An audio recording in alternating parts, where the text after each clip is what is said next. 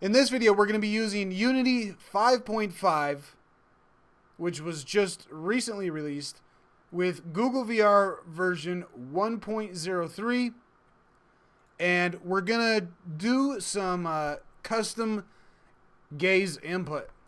So let me get, first of all, I'm going to get the GoogleVR SDK imported.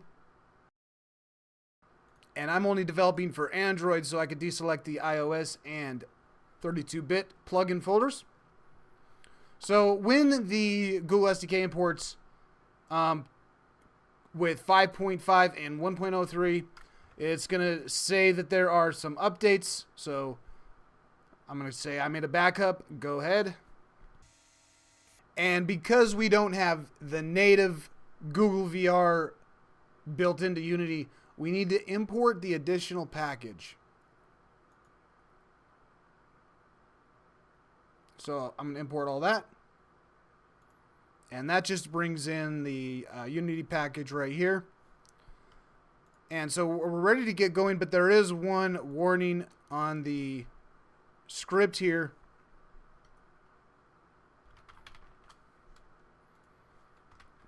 If we type object here, it'll resolve that warning.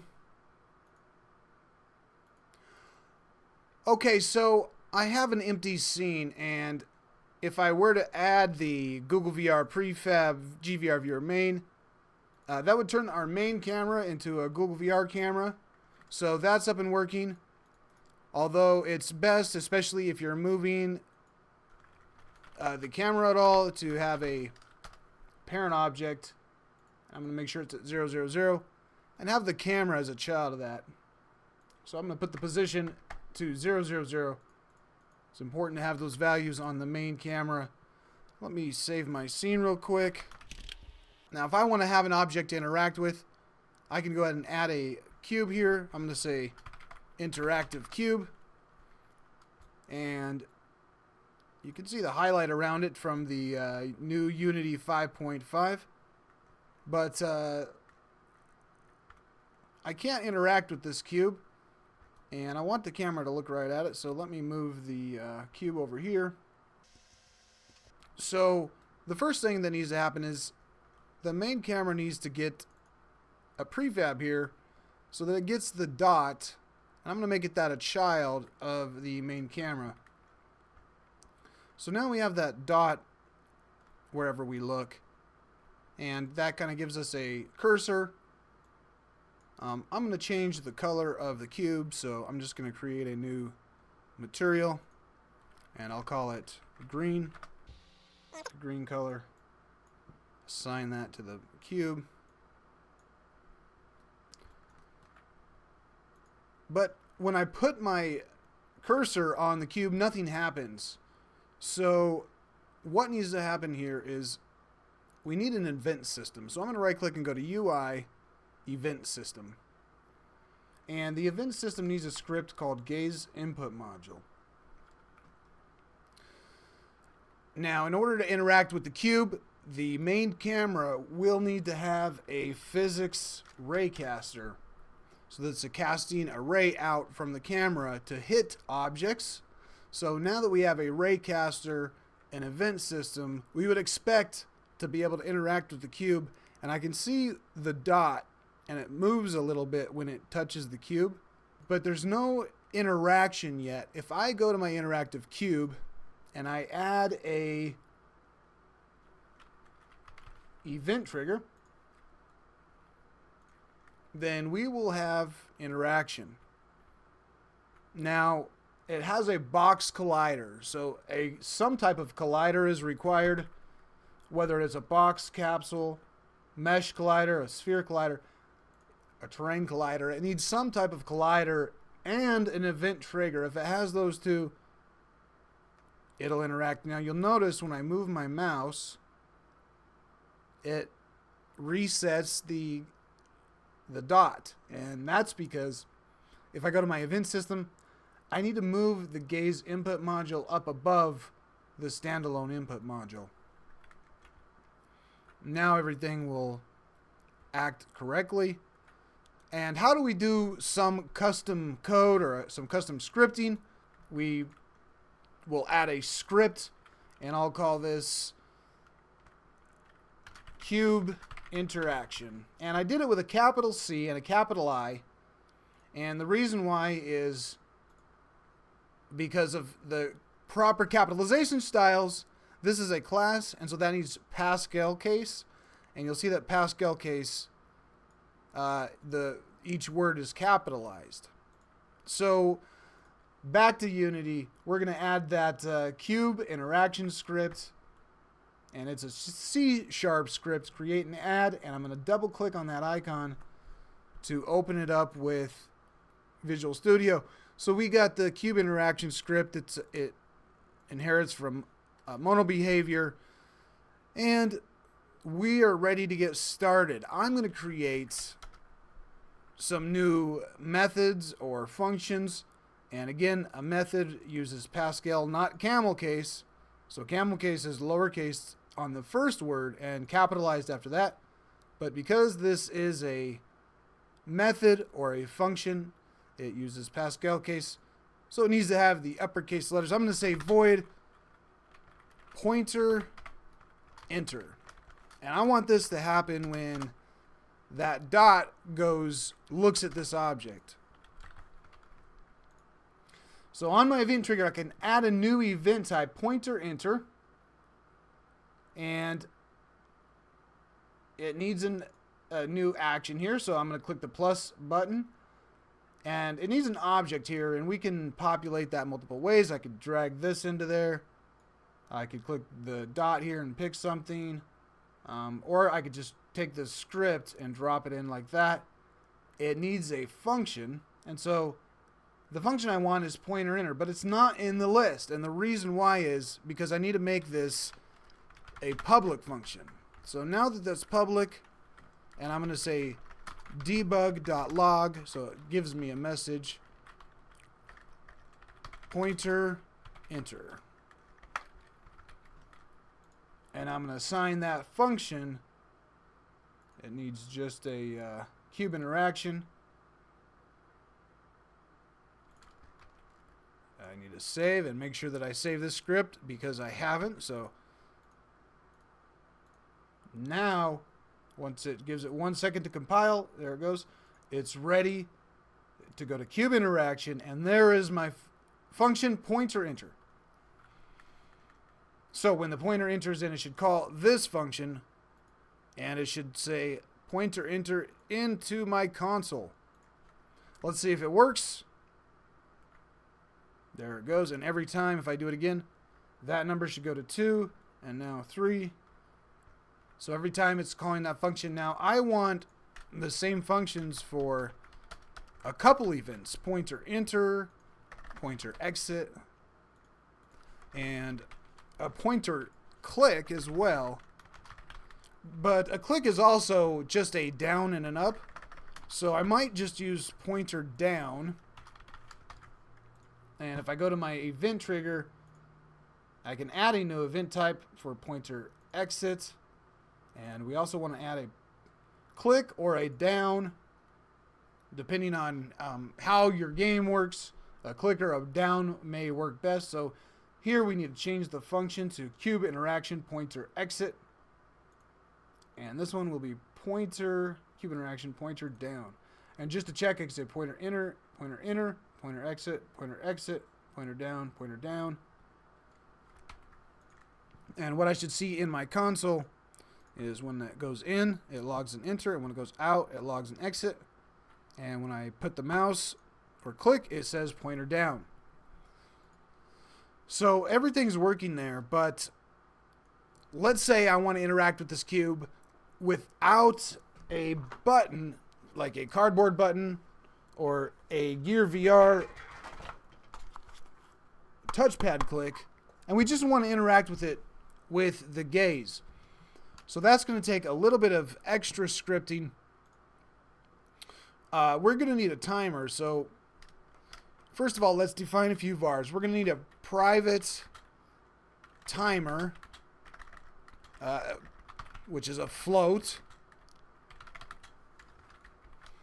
And we'll set a public float gaze time. And I'm going to set that by default to 2. So that's how long I need to look at the cube before an interaction or a click will happen. And because it's public, I can see it on the script right here. And I could change that value if I want to, but I've set the default to 2 seconds. And what's going to happen is when the pointer enters, we're going to need to set a bool. So we're going to have a new private bool, and I'm just going to call it gazed at. And that's going to be true when you gaze at when the pointer enters and when the pointer exits. We're going to set it to false. So we have a true or false value that's going to be set to true at any time the player is looking at this object. So now an update, which is called once every frame, we're going to need that once every frame for our timer. We could say if gazed at is equal to true. And another way to say that is just to say if gazed at. So if the player is looking at, and first let's just test this out. We're going to say debug.log gazed at true. Okay, so if the player's looking at the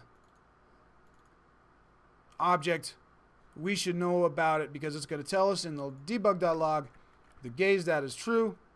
And every single frame we're going to get a new message, so that number is going to go up really fast. Now we can start the timer. So we're going to say timer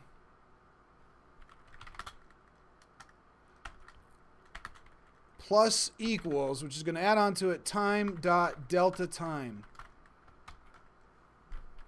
And so right now the timer is at 0.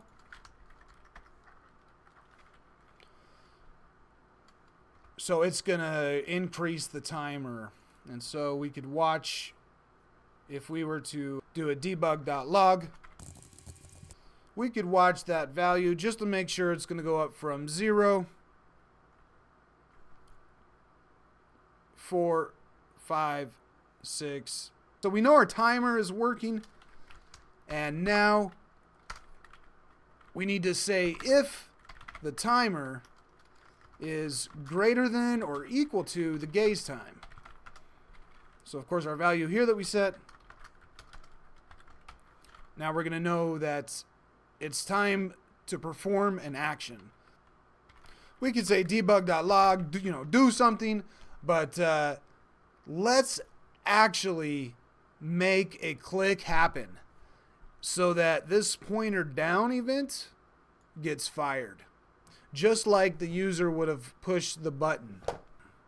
Now, in order to do this, we're going to use the UnityEngine.Execute API. So if we look at that, we'll see there's a static function execute, and this will allow us to execute an event inside of our event system. So if I go back to do the script, I can say execute, and it's not auto-populating, and the reason why is because this uses UnityEngine.EventSystems. So I need to say using UnityEngine.EventSystems. Now I should be able to say ExecuteEvents.Execute. And this needs a game object for the target. That's going to be ourself. So I'm just going to say game object. And it needs this base event data, event data. We can find more about that if we look here and click onto this. However, what we're going to do here is a new pointer event data. And we're going to say EventSystem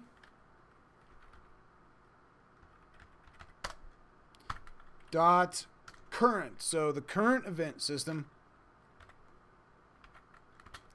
and it needs an execute event function, and for this we say execute Events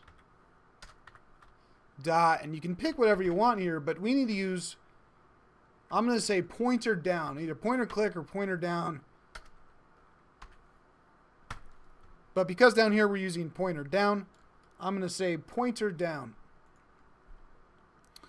So once the timer's hit, whatever the gaze time we defined, it's going to execute a pointer down, and we should see pointer down in the log.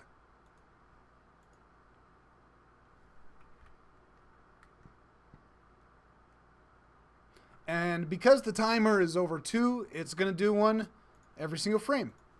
So we probably would want to do something like reset the timer. So we could say timer equals 0f. And in that case, it would fire a pointer down event once every 2 seconds. So we should see this pointer down, 2, 3, 4, or maybe you want to completely disable interaction on that object, which you probably still want to reset the timer, but you could say get component collider, and we could say dot enabled equals false. And if that collider is disabled, we won't be able to interact with that object anymore, and the big circle should go to a little circle, and only one event would get fired. So depending on how your game works, you might want to deal with that in a different way. But for now, we got a pointer down click happening whenever we look at the object for 2 seconds, and that's fine. That's really good, but I have no idea what's going on when I look at this cube because there's no visual indication of something happening. So it would be best to create some type of visual indication. There's multiple ways to do that. I have a tutorial on my channel for a circular button. I have a tutorial for a Unity UI slider. But in this case, let's just do something like duplicate the cube. I'm going to call it child cube. And I'm going to make it a child of interactive cube. Make sure it's at 0, 0, 0. One thing here. We duplicated the child. We need to remove these extra components that we're not using. We don't want an event trigger on it. We don't even want a collider on it. And we don't want a cube interaction script. We just want a cube that with a renderer. I want this to have a different color on it, so I'm going to Control D, duplicate my material and name it red. And I want to pick a red color for it. And I want to assign that red to my child cube. Now I can't see my interactive cube because the child cube is the same size, so let me make the scale on the X 0.01. And that puts it right in the middle. Let me move it negative. I'm going to move it on the X a little bit. I'm going to click on that X and drag. I want it here, so I know that's going to be negative 0.5. So there should be just a small red slice. Now let me rotate the cube so that it is facing the player. And what I want to do is make this grow on the X on the scale like this. And I'm also going to want to adjust the X position like this at the same time. And so I'm going to Control Z to undo. Let's write a script to do that. When the player looks at the cube, we need a find the child's transform. So I'm going to say transform child is equal to GameObject.getChild.transform. So I could just say transform in that case dot get child 0, because I know there's only one child, so I know it's child 0. And I'm going to need to set new values on the position and the scale. So I'm going to say vector 3 new scale. And we're also going to do a vector 3 new position. But for now, let's figure out the scale. And we're going to say new vector 3. That's the...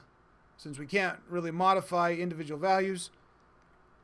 And I know we're going to want some value for the x, but I know that the y and the z are going to stay the same, so we're just going to say child dot local scale dot y, and for the z we're going to do the same thing, child dot local scale dot z. And the x is going to be a value that is related to the timer. So if I just were to say timer here, we can say child dot local scale is equal to new scale. And if we look at that, it's going to set the scale to the timer, which is actually going to grow 2 times as big because this cube is 1 and the timer goes to 2. So I could say timer divided by 2, and that might work, but so that it grows to the same size.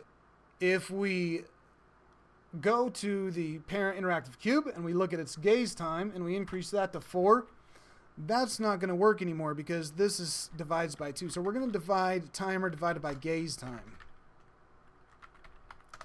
And that should make it so that if we change this value to 4, that the box is going to take just as long to grow to a size of 1, which is the size of the box. So we have the scale set correctly, but we also need to set the position. So we're going to say vector 3 new position. And again, we're going to need a new vector 3. And again, the only thing that we're modifying is the child's x position. So the y and the z position are going to stay the same. And so we're going to want some x value, but then we're also going to want to set the child dot local position dot y, and then child dot local position dot z. Now sometimes we might want to use the world position, but when you look in the Unity inspector at a child, it shows you the local transform values. So these are local values, so that's what I want to specify here. We need to determine what the x value is. So the x value, we're going to say if we did the timer divided by gaze time, that wouldn't quite work quite right because the x value is going from negative 0.5, and we need to move it all the way up to 0 over the entire duration of the timer. So right now, if I start it, it's going to go way too far to the right. Or I guess we've never set the position. So we could say child dot local position is equal to new position. And that should make it go a little bit too far to the right, because it's going from 0 to 1. We want it to go from negative 0.5 to 0. In order to make that happen, we're going to say start at negative 0.5, and let's add on to that the timer.gaze time. But that's still going to start at the right spot, but it's going to go too far, and it's going to end too far to the right. And that's because it's going from 0.5 and it's going up 1. We want it to only go up 0.5 so that it ends at 0. So we should be able to just divide this value by 2.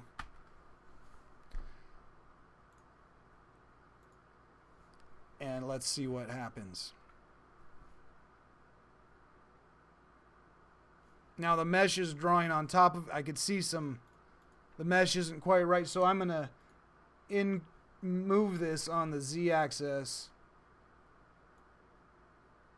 just a little bit. So it's negative 0.1 or negative 0.1. I think 0.1 is okay.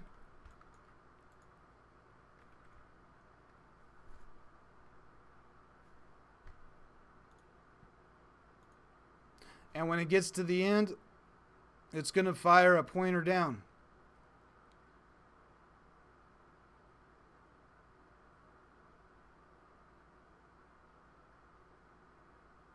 I hope this tutorial helps you out a lot. If it does, give it a like. Remember to subscribe. I got a lot more videos coming up for VR and Unity development. So stay tuned for more. Thanks, guys.